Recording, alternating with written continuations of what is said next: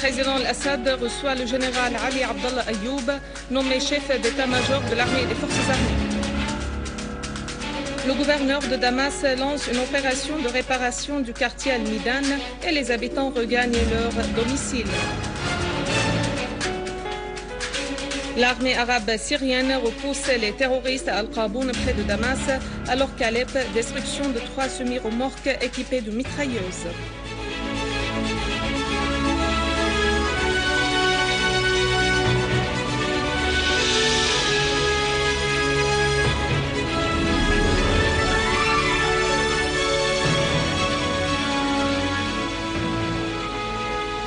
Mesdames et messieurs, bon après-midi et merci d'être avec nous.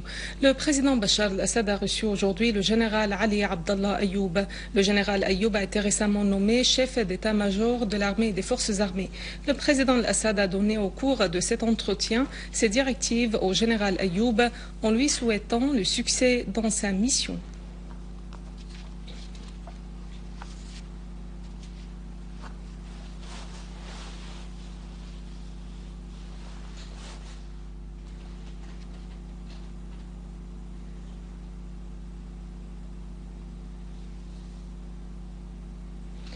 L'Assemblée du peuple a condamné lors de sa session sous la présidence de son président Mohamed Jihad al-Laham l'acte criminel qui a visé le siège de la sécurité nationale à Damas mercredi dernier.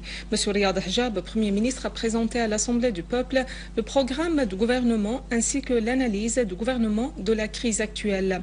L'Assemblée a aussi traité des questions urgentes d'approvisionnement en gaz et en carburant, en plus du contrôle des prix des denrées alimentaires et des coûts de la réhabilitation des infrastructures et des services publics endommagés dans les récents événements.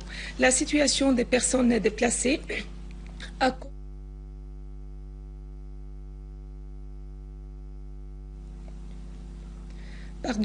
La question des personnes déplacées à cause des événements a été examinée par les membres de l'Assemblée et ce, à la lumière des propositions du gouvernement. La situation économique et les politiques financières, monétaires et d'investissement, ainsi que les questions de la réforme administrative ont été à l'ordre du jour de cette séance extraordinaire. Le Premier ministre Hijab a rappelé que la sécurité de la patrie est un devoir de premier ordre et qu'il est nécessaire de renforcer la cohésion nationale dans le but de tenir une conférence de dialogue global.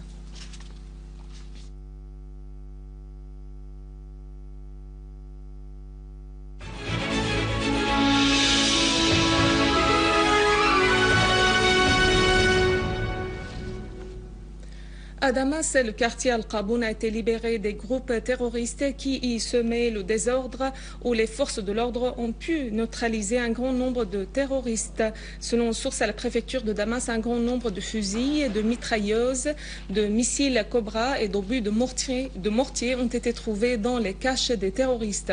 Des caméras, des uniformes militaires de l'armée arabe syrienne, de fausses pièces d'identité et des médicaments ont été également saisis.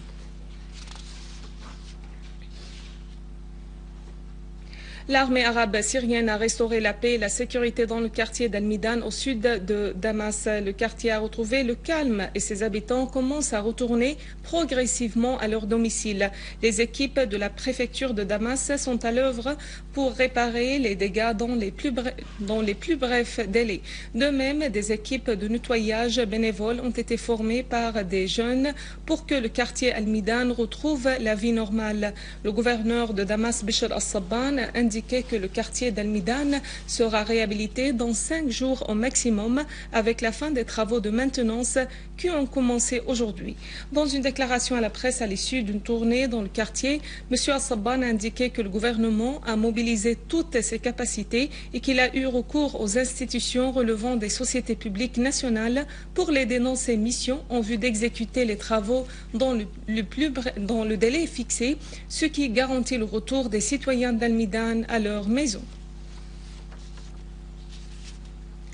Dans le cadre de l'opération de l'armée arabe syrienne à Al-Midan, un entrepôt relevant d'un collège a été utilisé par les terroristes comme cache d'armes. Un arsenal impressionnant a été regroupé progressivement dans cette cave où ont été entassés des uniformes de l'armée arabe syrienne, des équipements militaires, des lance-mortiers, et ce pour transformer ce quartier en une base en vue d'attaquer le reste de la ville.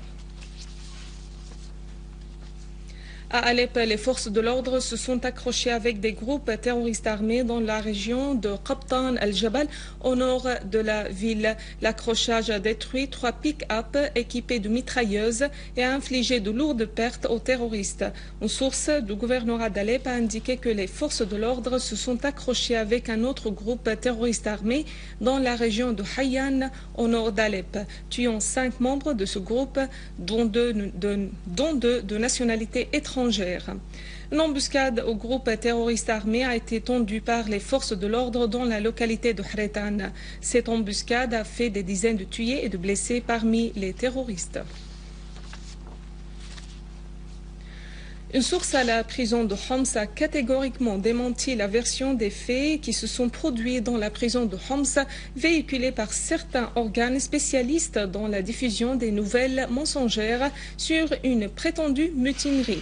La source a affirmé que ce qui est arrivé en fait est une bagarre entre les prisonniers et tout de suite le problème a été réglé. Selon un officier de l'administration pénitentiaire, a indiqué que le peuple est habitué d'entendre ce genre de fausses nouvelles de la part des chaînes et des organes de presse tendancieux et que tout simplement ce qui est arrivé à l'intérieur de la prison, c'était juste une bagarre entre prisonniers qui a été réglée suite à l'intervention de la police en présence du directeur de la prison et du procureur général à Homs.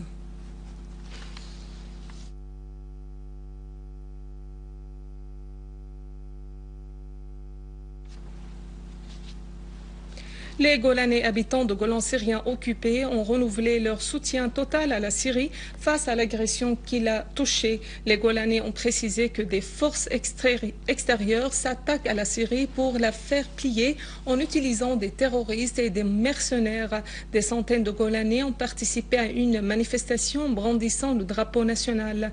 Ils ont affirmé le rejet de toute intervention étrangère en Syrie et leur soutien total à l'armée arabe syrienne qui a pour mission de mettre terme aux actes de violence terroristes jusqu'au retour du calme et de la sécurité dans les villes syriennes.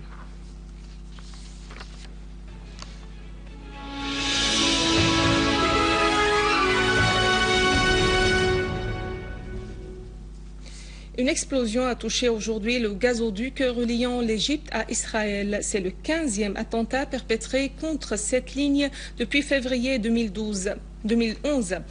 Selon les habitants de la région, les flammes se sont élevées à 20 mètres de haut dans le secteur Al-Kharbouta, près de Arish, capitale du nord de Sinaï. Plusieurs charges explosives ont été placées sous le gazoduc qui a été gravement endommagé. L'opinion publique égyptienne rejette l'accord d'exportation de gaz à Israël à des prix 50% moins chers que le prix du marché intérieur égyptien.